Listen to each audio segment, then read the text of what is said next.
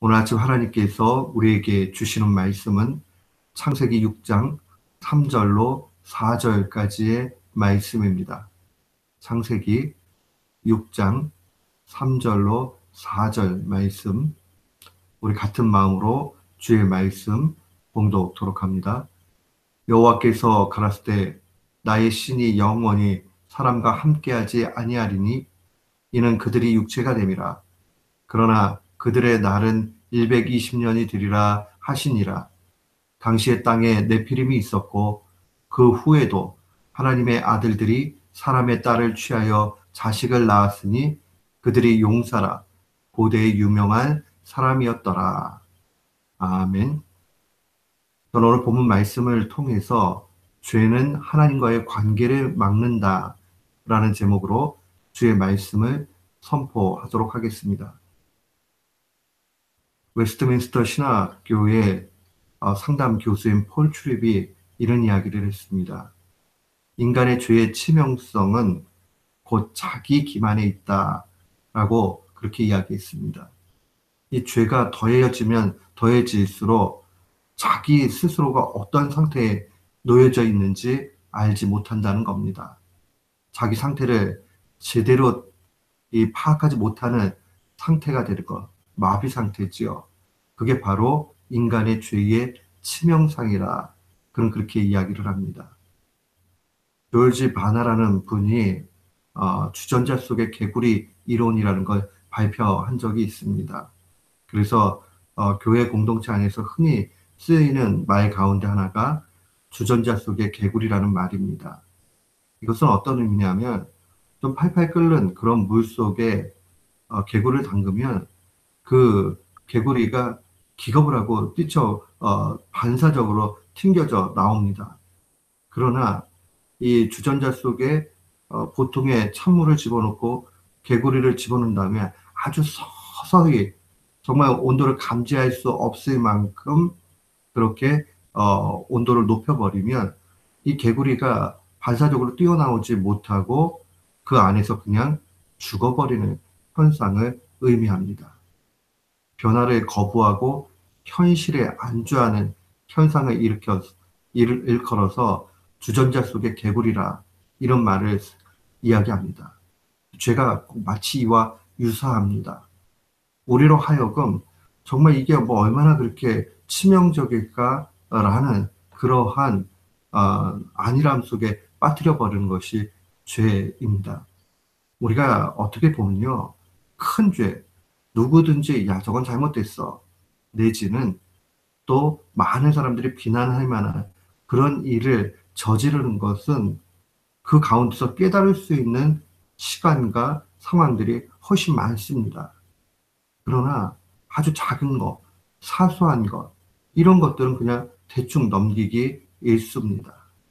우리가 하나님 앞에 살아가는 삶의 양식 가운데도 이런 것들은 아주 많이 있다는 것을 볼 수 있습니다.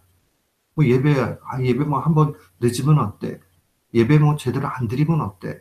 이렇게 생각하다가 자신도 모르는 사이에 완전히 어, 넘어지게 되는 것을 보게 됩니다. 뭐 피곤하면 좀 잘 수도 있지.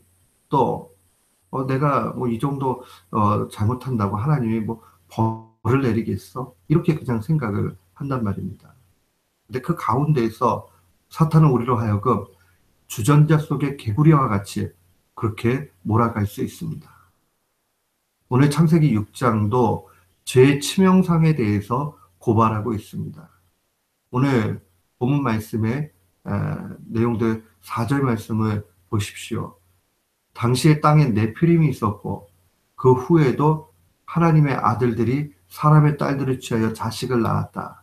그들이 용사라. 고대의 유명한 사람이다라고 그렇게 이야기합니다. 여기서 이 네피림이라는 말은 떨어졌다라는 히브리 사람들이 나팔이라는 단어를 사용하는데 때때로는 타락을 의미할 때 사용합니다. 근데 이 네피림이 있었다. 이 떨어진 자들이죠. 근데 이 떨어진 자라는 말을 여러 가지로 해석할 수 있는데 가장 건전한 해석은 바로 이 남봉꾼, 폭군이 있었다. 이렇게 해석을 하는 것이 참 좋습니다. 어떤 이들은 이것이 천사를 가리키는 것처럼 이야기를 하는데 타락한 천사를 얘기하기도 하는데 그렇게까지 볼 필요는 없고 우리가 보통 그 세상 속에 네피림들이 있었다 하는 말은 남봉꾼들, 폭군들이 있었다 하는 것을 분명히 볼 수 있습니다. 그런데 그 후에도 이 하나님의 아들들, 그러니까 하나님의 은택을 입은 자들이 그냥 외형적으로 아름다운 그 사탄의 유혹 가운데 있는 사람의 딸들을 취해서 자식을 낳지요. 근데 문제는 그들이 고대에 아주 유명한 용사들이 나타납니다. 그러니까 참 좋은 것 같이 그냥 보이는 걸 뿐이죠. 근데 실상은 영적으로 어떠하냐? 그런 영적으로 죽어 있는 그러한 상태라는 것을 분명히 볼 수 있습니다. 네피림이 존재하는 그런 상황에서도 깨닫지 못하고 계속적으로 하나님의 은택을 입은 자들이 사람의 딸들을 취해서 자녀를 낳습니다. 용사를 만들어 버립니다. 여기 상황들 속에서 우리가 놓치고 있는 것은 무엇이냐 하면 그들이 세상적으로는 용사가 되고 또한 유명한 사람이 되었지만은 실상 하나님과의 관계가 단절돼 있다는 겁니다. 자신들의 상황들이 어떻게 되었는지 알지 못하고 하나님과 인간 사이에 그 관계에는 관심이 없고 오직 그냥 잘 되기를 구하면서 나아가는 것이죠. 실상 살아있지만 죽어있는 산송장과 진배 없다는 것을 보게 됩니다. 타락 이후에 인간은 이처럼 죄에 대해서 무감각하고 아주 심각한 문제가 나타나게 됩니다. 처음에 하나님께서 우리를 만드셨을 때 어떠합니까? 창세기 2장 7절 말씀에 보면 여호와 하나님의 흙으로 사람을 지으시고 생기를 그 코에 불어넣으시니 사람이 생명이 되었다. 이 생명이라는 것은 살아있는 목숨이라는 거죠. 생기, 하나님의 호흡을 우리 코에 넣어주셨을 때에 이것은 하나님과의 깊은 관계성이죠. 그 관계성이 있는 가운데서 인간은 영적인 존재가 되고 살아있는 목숨이 됐습니다. 그러나 타락 이후에는 어떻게 됩니까? 오늘 본문 말씀에 보면 나의 신이 영원히 사람과 함께하지 아니한다.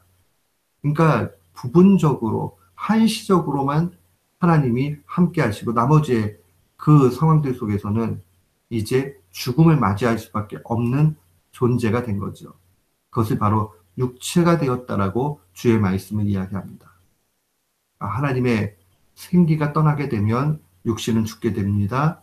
영적으로 하나님과의 관계가 끊기고 나면 영적인 죽음을 맞이하게 되는 겁니다. 죄로 인해서 인간은 제한적인 삶을 살게 되고 그 영향 하에서 계속적으로 죄를 짓습니다. 어떻게 해야 됩니까? 이 비참한 우리의 상황들 어떻게 해야 되는가? 창세기 4장 7절의 주의 말씀은 이미 우리에게 증거합니다. 죄의 소원은 내게 있으나 너는 죄를 다스릴지니라. 죄의 욕망이 우리 가운데 있지만은 그러나 죄를 짓지 않고 다스려야 한다는 겁니다. 우리의 인생의 여정은 한편으로는 계속적인 영적 싸움입니다. 죄와의 싸움입니다. 그래서 개혁자들은 늘 교회를 일컬어서 이 에클레시아 밀리탄스라는 말을 사용했습니다. 전투하는 교회죠. 전투하는 교회. 항상 싸우는 교회. 우리의 인생도 마찬가지입니다. 사도는 갈라디아서 5장 17절에 증거합니다. 육체의 소욕은 성령을 거스리고 성령의 소욕은 육체를 거스리라니 이 둘이 서로 대적함으로 너의 원하는 것을 하지 못하게 하려 합니다. 우리 속에 육체의 소욕도 있고요. 또 성령의 그 소욕 가운데도 분명히 있습니다. 이 육체와 성령의 싸움, 그 가운데에서 우리가 성령 쪽으로 가야 될 때에 육체의 소욕은 없어진다는 겁니다. 결국 성령 충만함이 우리 가운데 가득 차야 됩니다. 그러지 않으면 당시에 네피림이 있었지만 계속적으로 하나님의 아들들이 사람의 딸들을 취해서 용사 만드는 일에만 급급한 그런 삶을 살게 됩니다. 성령 충만하려면 우리 어떻게 해야 됩니까? 먼저 우리가 기억해야 되는 것은 확고한 믿음을 가져야 됩니다. 예수 그리스도의 보혈의 공로, 그것을 의지함으로 예수 그리스도께서 이기셨다라는 사실을 분명히 봐야 됩니다. 그의 이기심은 우리의 능력이 됩니다. 그래서 예수님께서 십자가에 죽으신 것을 믿는 것마다 그 사람은 반드시 구원을 받는다. 죄와 싸워서 이기게 된다. 왜냐하면 우리의 대장 되신 예수님께서 이기셨기 때문에 이긴다 하는 그 확신 가운데 나아가야 됩니다. 그렇게 확고한 믿음 가운데 있을 때에 우리는 온전한 신앙의 삶을 살게 됩니다. 또한 성령 충만하려고 하면 두 가지입니다. 하나님의 말씀을 귀히 여겨 지키고 우리 가운데 불평이 없이 감사해야 됩니다.